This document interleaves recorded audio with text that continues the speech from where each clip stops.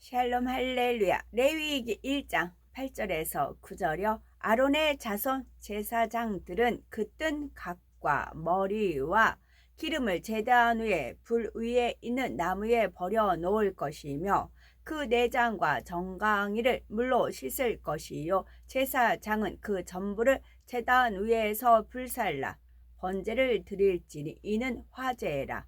여호와께 향기로운 냄새니라. 아멘.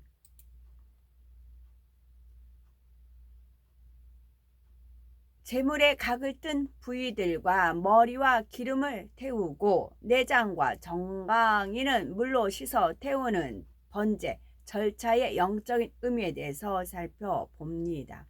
레위기 1장 8절을 보면 아론의 자손 제사장들은 그 뜬 각과 머리와 기름을 단 위 불 위에 있는 나무에 버려 놓을 것이며 했습니다.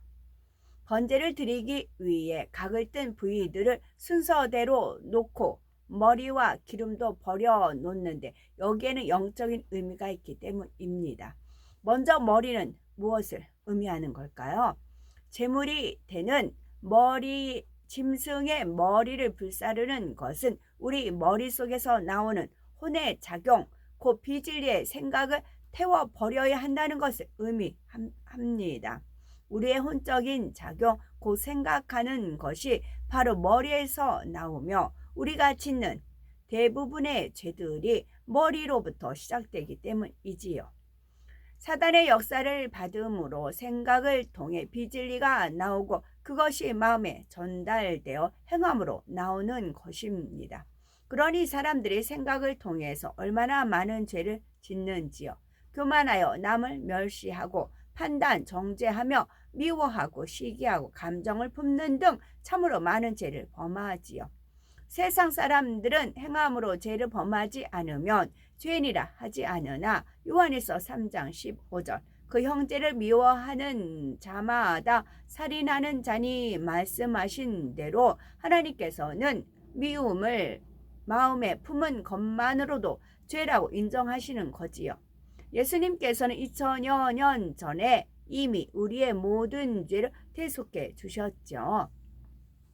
손과 발로 행함으로 지은 죄뿐 아니라 생각 속에서 지은 죄도 다 대속해 주셨습니다.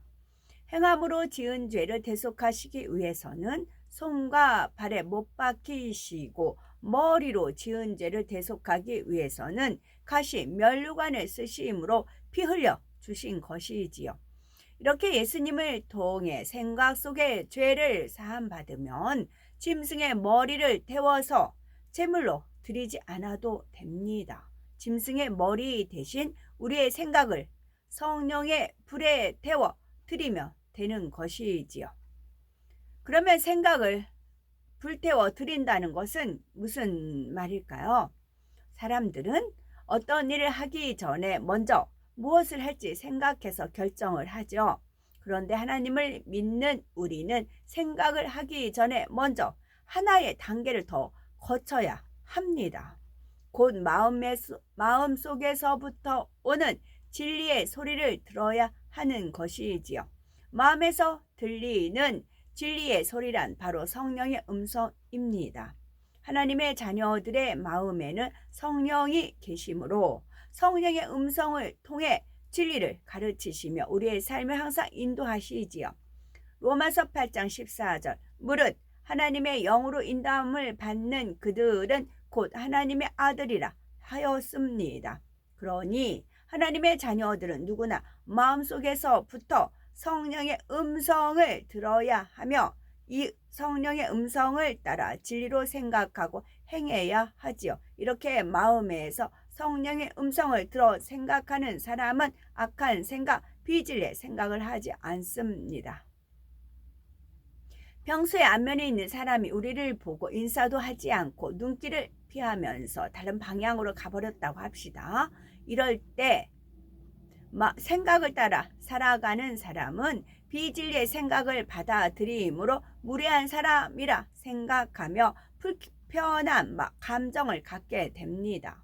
그러나 마음에서 들리는 성령의 음성, 진리의 음성을 듣는 사람은 악한 생각으로 판단하지 않으며 설령 상대가 일부러 자신을 외면한 것이 확실하다 해도 불편하게 여기는 것이 아니라 내가 어찌하면 상대의 마음을 풀어줄까 생각하게 되는 것이지요.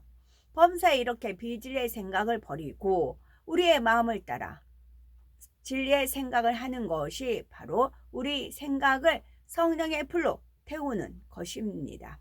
이렇게 생각을 따라 살아가는 사람의 이렇게 생각을 따라 살아가는 생각의 사람이 아니라 진리의 마음을 따라 생각하고 살아가는 영의 사람이 되면 비진리의 생각을 하지 않을 뿐 아니라 불필요한 잡념도 갖지 않을 수 있지요.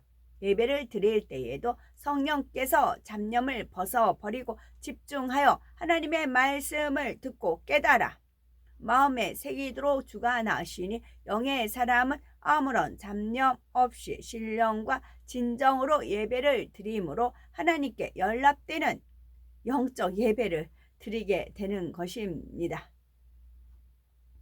어제 제 컴퓨터 스피커가 찌찌지 한 일주일 됐어요. 찌찌지 잡음이 너무 시끄러울 정도로 그렇게 돼서 어제 갔어요. 갔더니 이상이 없다고 그래요.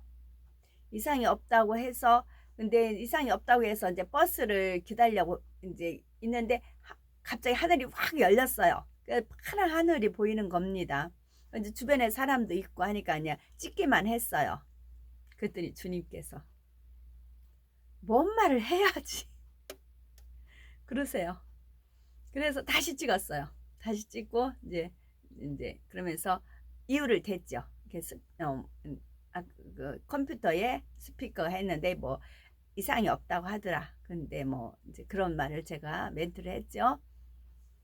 그래서 집에 와서 하니까 돼요. 멀쩡해요. 이유인즉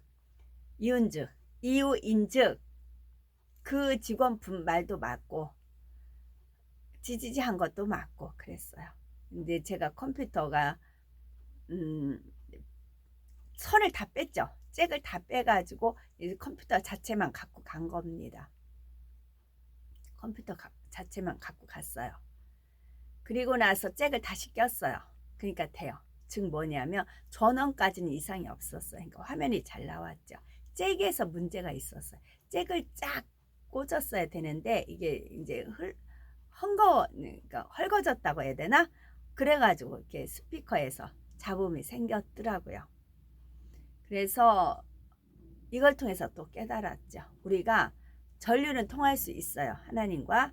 근데 잭을 온전히 꽉 꽂아야 된다고요. 하나님의 말씀에 굳건히 서야 된다고요. 굳건히.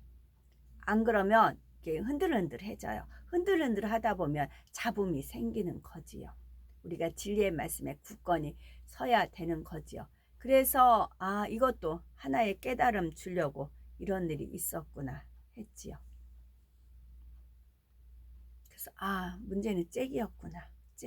잭이 헐거졌었어요. 이렇게 컴퓨터를 이렇게 움직이다 보니까 그랬더라고요. 그래서 단단히 굳건하게 서야 된다고요. 하나님의 말씀에. 그렇지 않으면 잡음이 생겨요. 다음으로 기름을 드린다는 것은 무엇입니까? 동물의 기름은 동물이 살아갈 수 있는 에너지의 근원이며 진액이요 곧 생명입니다. 그리고 이제 버스가 와서 버스를 타기 전에 하늘 다시 한번 봤더니 하늘이 금세 싹 닫혀가지고 회색 구름 있죠. 회색 하늘로 싹 바뀌었더라고요. 언제 이렇게 맑은 하늘이었느냐. 이제 맑은 하늘 잠깐 보여주시고 이제 찍고 메시지 얘기하고 그래야 또 오늘 제가 말씀드릴 수 있는 그런 이제 자료가 되니까 그러셨더라고요. 주님의 뜻은 하나님 말씀에 굳건히 서라. 그래야 잡음이 없다. 흔들림이 없다. 그 메시지를 전하고 싶으셨던 의도도 계셨더라고요.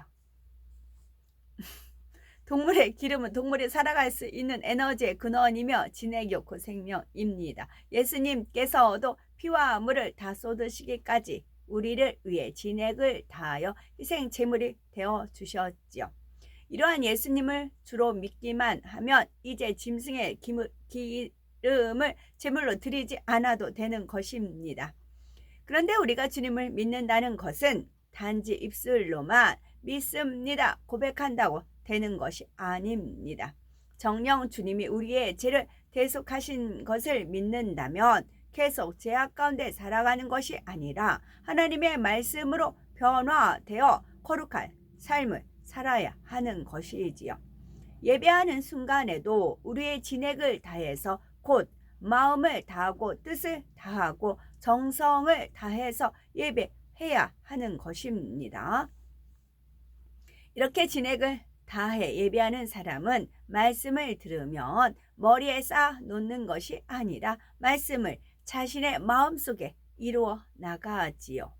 하나님의 말씀을 지식으로만 쌓아 나가면 아무 소용이 없답니다. 성령의 음성을 들을 수도 없으며 오히려 교만해져서 다른 사람들을 무시하고 판단하여 하나님의 마음을 아프시게 하지요. 그러므로 머리에 지식으로만 쌓을 뿐 아니라 지식으로 쌓은 진리의 말씀을 마음의 영으로 양식 삼아야 됩니다.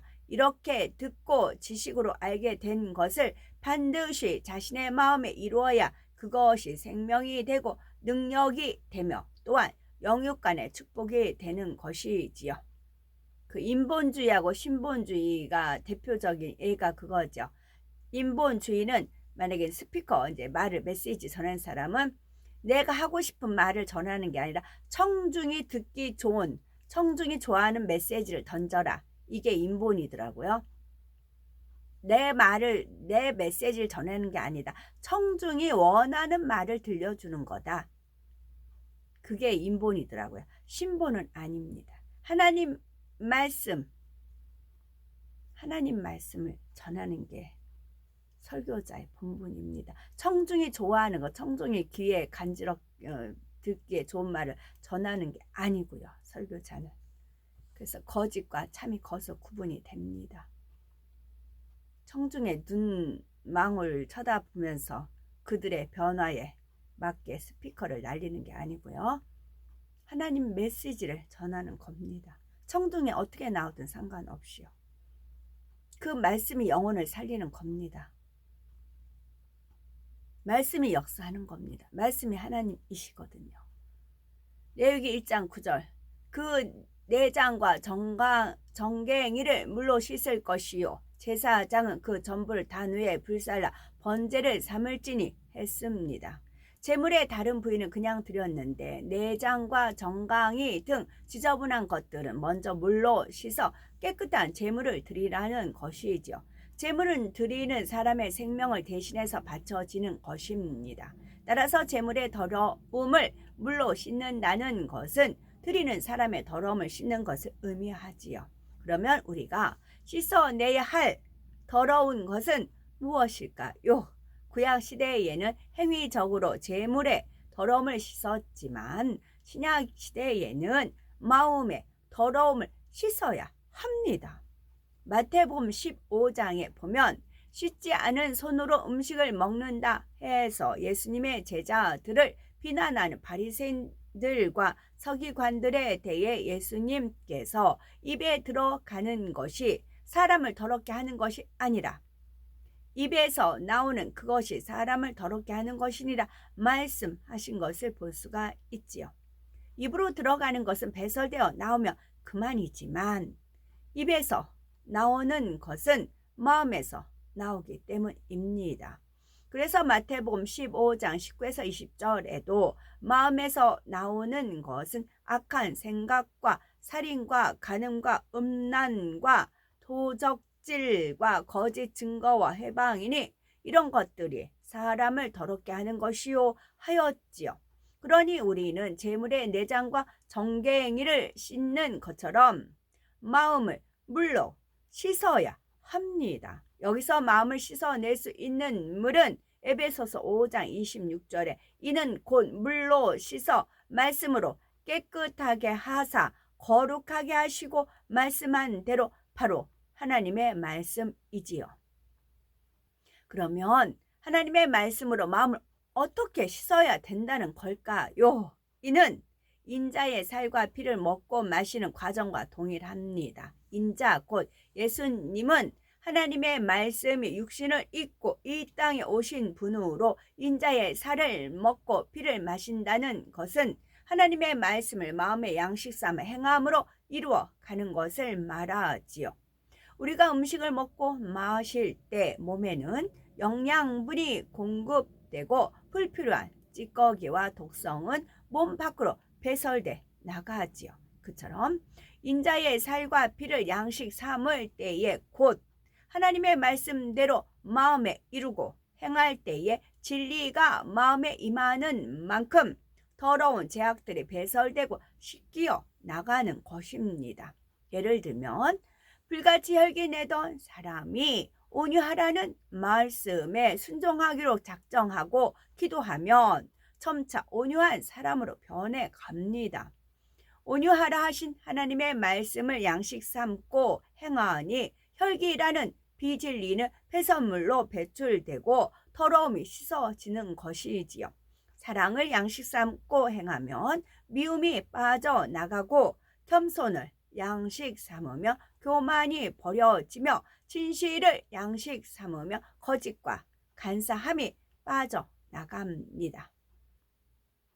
이렇게 진리를 양식 삼는 만큼 죄성들이 벗어지고 그런 만큼 신앙이 성장하여 주님을 닮은 장성한 믿음의 분량에 이르게 되지요. 그러면 그 믿음만큼 하나님의 능력과 권세가 따르며 육적으로도 마음의 소원을 응답받는 것은 물론 분야의 축복이 임하는 것입니다. 이렇게 물로 더러움을 씻어내므로 산 제사를 드려야 한다는 것입니다. 각든 것과 머리와 기름과 물에 씻은 내장과 정갱이 이 모두를 제사장이 불에 태워 번제를 삼습니다. 이렇게 번제를 드리면 레위기 1장 9절에 이는 화제라 여호와께 향기로운 냄새니라 했습니다. 화제란 불의 제사라는 뜻입니다. 엘리야가 하나님께 제물을 드릴 때도 하나님께서는 불로 태워 응답하셨고 솔로몬이 제물을 드렸을 때에도 하나님께서는 불로써 그 제사를 연락하셨다는 증거를 보여주셨지요. 이처럼 하나님께서 받으시는 제사는 불의 제사인 것입니다. 우리도 지금까지 번제에 대한 말씀을 들으면서 신령과 진정으로 영적 제사를 드리며 하나님 앞에서 기뻐하시는 불의 제사가 되어 하나님의 응답을 끌어내리게 됩니다. 예배하는 우리의 마음이 하나님 앞에 향기로운 냄새가 되어 하나님께서 기뻐하시기만 하면 하나님의 은총이 함께 하시니 만사 형통의 축복이 있는 것이지요. 우리가 하나님께 영적 제사를 드려 하나님을 기쁘시게 하면 하나님께서는 그냥 받고만 계신 분이 아닙니다. 하나를 받으시면 하나만 돌려주는 인색한 분도 아니며 30배, 60배, 100배로 풍성하게 축복하시는 사랑의 하나님이시지요. 우리가 1년 52주 동안 얼마나 많은 예배를 드립니까? 그 예배를 통해 몸과 마음과 뜻과 정성을 다해 아름다운 향으로 올려드린다면 하나님 앞에 큰 기쁨이 되는 것입니다. 그래서 우리는 모든 예배를 하나님께서 기뻐 받으시는 화제요 향기로운 제사로 올려드림으로 연말에는 하나님께서 내려주시는 수많은 축복들을 마음껏 간증할 수 있는 우리가 되어야 되겠죠. 아멘.